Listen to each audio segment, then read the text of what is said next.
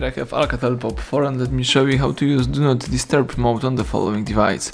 So at the very beginning, if you would like to quickly enable Do Not Disturb, let's use upper bar and here let's tap Do Not Disturb. So here you can choose total silence, so you can block all sounds and vibrations including from alarms, music, videos and games. You can choose priority only, so you won't be disturbed by sounds and vibrations except from alarms and other priority rules that you customize, or you can choose alarms only, so you can just allow alarms.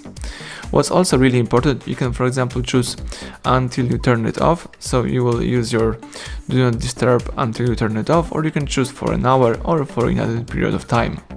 Let me tap done. As you can see, alarms only is activated. This is also the icon of Do Not Disturb. If you would like to quit and turn off this mode, let's tap on alarms only, and now as you can see the icon of Do Not Disturb disappear. You can also tap apps icon, and if you would like to check the settings of Do Not Disturb, let's choose settings. Here let's find and select the sound and notifications.